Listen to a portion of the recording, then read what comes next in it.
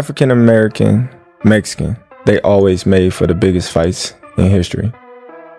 Terence Crawford should fight David Benavidez if they both lobbying so hard to fight Canelo Alvarez.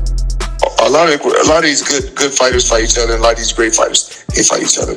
It's too many champions. Floyd Mayweather, even after years of retirement, remains active with boxing, sometimes with exhibition matches, sometimes with his fiery words. I'm behind the scenes. So sometimes a fighter can retweet something, just to get the people out of their seats or get the people going.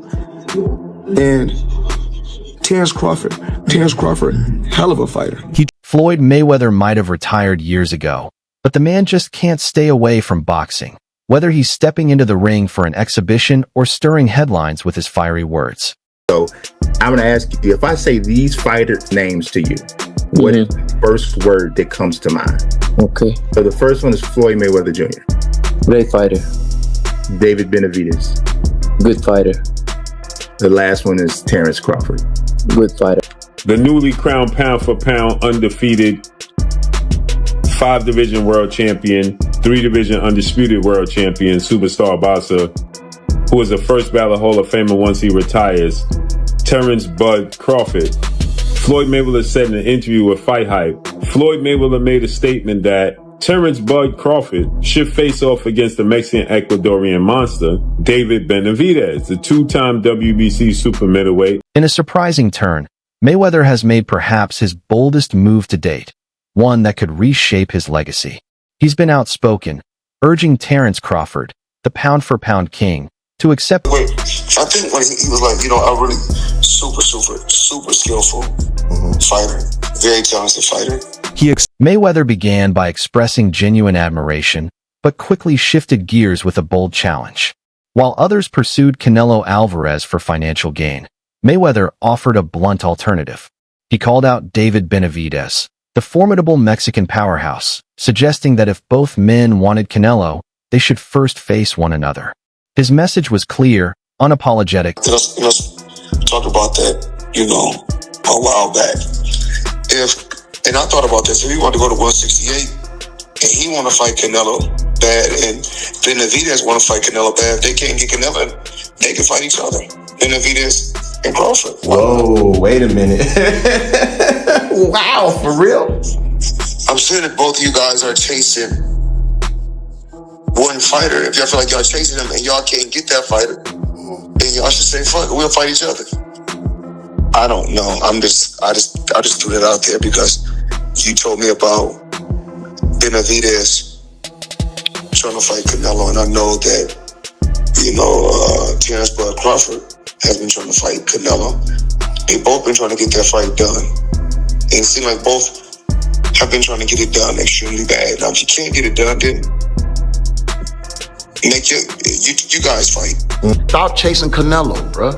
You feel me? The man don't look like he want to fight you. You feel me? Right. And this kid there, the business of the game, bro. Sometimes it just ain't right, bro. Suddenly, an idea that few fans had ever considered was brought into the David Benavidez, those are some fighters that... It's not really praising fighters. It's just giving guys their props. Saying, this guy can fight. However, David Benavidez is a natural super middleweight, a heavy puncher who typically weighs over 180 pounds and barely manages to make the 168-pound limit. Some even suggest his future belongs in the light heavyweight division at 175. Yet, this isn't just a matter of weight. It's a clear disparity in size and physicality. Standing at opposite ends of the spectrum, they represent two contrasting philosophies of boxing, precision versus power. It raises the timeless question, can technical brilliance truly overcome brute strength? 6 eyes to beat Floyd. Is Floyd better than you? Keyshawn beat Tank? Keyshawn beat everybody. Him and Shakur. How you feel about them not fighting each other? That's cool? Yeah, that's cool. They don't need to fight each other. Was there anybody ever... They can beat up everybody else. Was there anybody ever like that in boxing with you? Because not really Sean Porter, right? No. No friends in this business for you. I think Tim Bradley would have been like that. Okay. I think me and Tim Bradley would have been like that. I wouldn't have I wouldn't have fought Tim. If the opportunity presented itself against Floyd, you would have, though, even though you admire him so much and he's so great. But you Floyd, yeah, because I wasn't as close. Me and Floyd close now, but when Floyd was boxing, I wasn't as close with Floyd like I am now. How do you beat Floyd, though? Like, since nobody's been able to crack that code. You think I would tell you? He ain't fighting anymore. So that fight ain't gonna happen. You gotta have 4 arms. I know. I know. And 6 eyes to beat Floyd. Is Floyd better than you?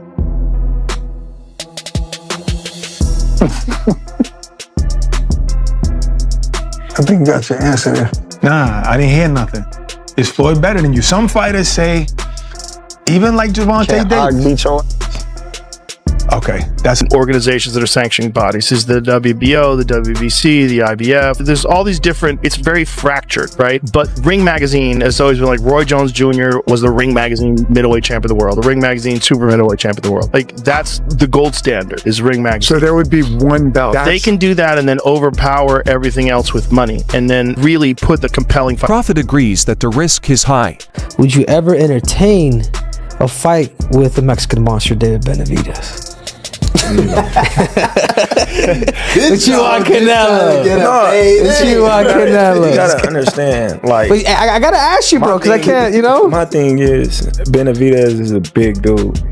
You know what I mean? Not to say I won't fight him. I fought his brother. You know what I mean? His brother was big. I fought him. But, you know what I mean? Benavidez is a big dude. Benavidez is like 6 foot something. You know what I mean? Then he gonna come in 190, 200 probably. You know what I mean? Like, you never know. Like, that's a big dude. Like, you know what I mean? And he's skilled, man. You know what I mean? So it's like, you know, I might as well go to heavyweight if I fight Benavidez. A retired legend's opinion is one thing, but fights in current boxing are not won in the gym. They are created by men with billion-dollar checkbooks.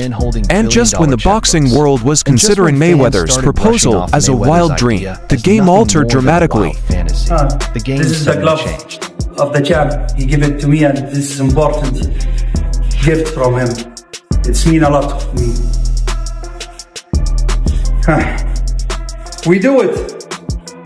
I like the logo. Yeah. Very, very beautiful logo. The champ have a lot of surprise for his city and for the future. He want to rest now for 1 or 2 months. Then we will tell you the surprise. Sure. Thank you. If it was you against Crawford. To be honest with you, if I fought Terence Crawford, I would definitely use my size, my reach, my weight to my advantage. Crawford is a very smart fighter, but I guess thankfully I'm not fighting him. However, David Benavidez is a true super middleweight, a powerful puncher who often walks around at over 180 pounds and barely cuts down to make the 168-pound limit. Many believe his future lies at light heavyweight, 175 pounds. But this isn't just about the numbers on the scale. It's about a real difference in size and strength. Standing across from each other, the contrast is striking, a tactical genius versus a physical powerhouse. The question remains, can pure skill truly overcome raw size and strength? But if you were at 168, when we think about anybody at 168 outside of Canelo, the first name that comes to anybody's mind is David Benavidez. What about the potential for a fight like that? Oh, like I said, man, that's a big dude. You know what I mean? He ain't even at 168. You know, when you look. But not now. That 175, yeah. He probably can't even make 168 no more. When you look at these fights, you know, especially coming up, you gotta be realistic. You gotta, you know, say, all right, you know, how big is this dude really is? Because David Benavidez, he can fight his ass off. You know, me personally, I believe in my skills and my abilities. I could be anybody. This is what he talking about, because he like, man, he's not a big dude. And he just kept saying he's not a big dude and you can beat him. And then when I looked into it, I'm like, damn, Bill, right. You know what I mean? So then it was just like, okay, cool. But it is too big, too strong.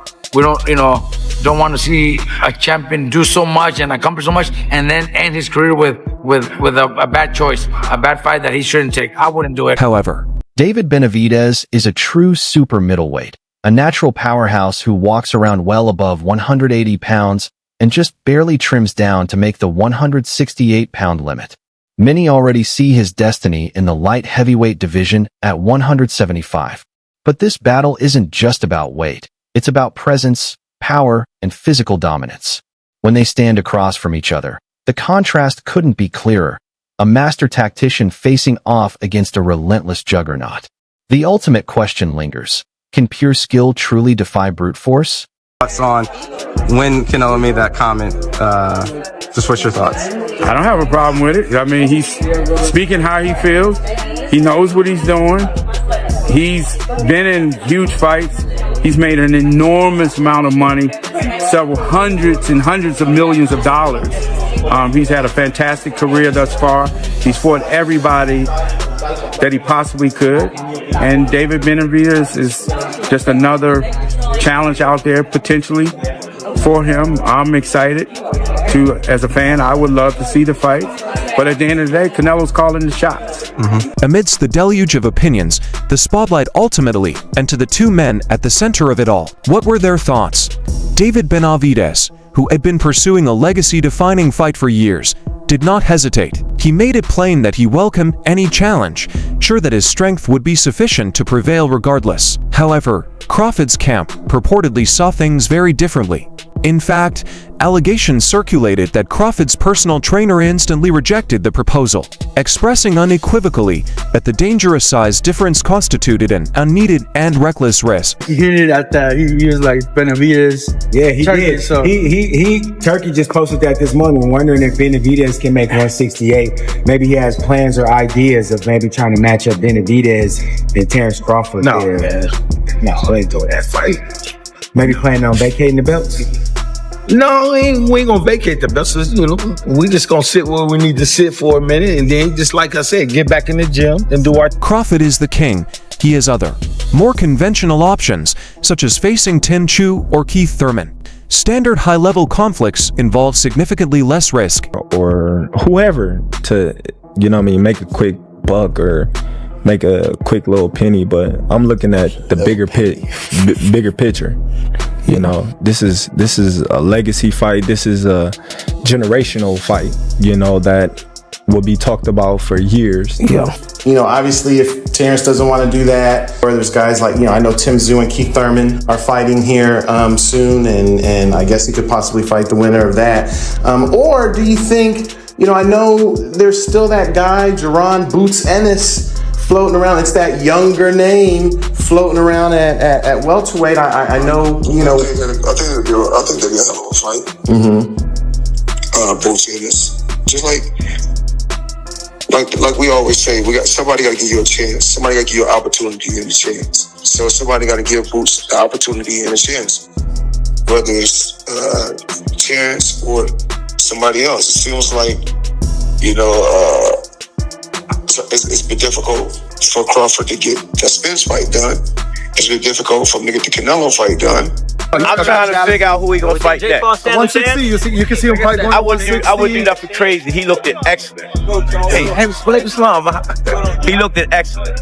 Is there anybody the most from No, I'm trying to figure out what their team gonna do next. I want to see what's He's next. talking about 160, coach. I mean, the only thing down there is maybe like a middleweight tournament, 2 fights undisputed, something like that. But if not that, then what for buck? Who? Well, they were talking about Jaron Ennis going to 160. Possibly going. Jaron Ennis going to 160. If he go to 160, then we got another mega fight.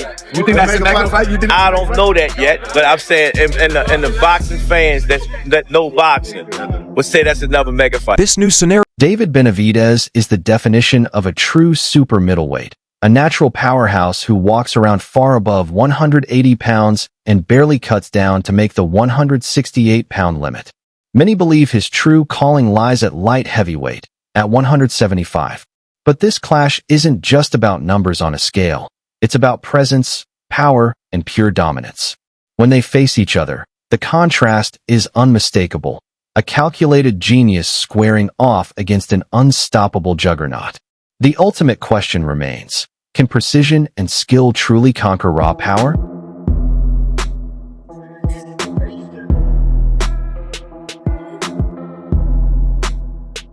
See this after.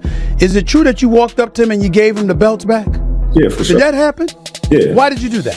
Why'd you do that? They his belts. You know, I want to be the one to, give them back to him. But you mean actually they're your belts? You took it. You won. They're my belts, but my belts is gonna come personalized. Like his belts is personalized. Them his. I took his titles. The belts is going home with him. The titles is coming home with me. I'm gonna get my new belts. And those belts is going home with him. And I just felt like it was only right that I'll be the one to present them back to him. I promise you, when you in his situation, right? The belts don't matter. That was like Floyd Mayweather. Who gonna tell Floyd Mayweather a belt matter? They make belts for you at that point, right? The belts don't matter. Once you get to a certain peak in your career, you outgrow the belts because you got to pay for the belts anyway. Absolutely. Like I'm gonna give you these belts. They gonna come and watch me regardless. So now it comes to a point where we negotiate the percentage of the belts because we gotta pay for the belts. How can I be champion of the world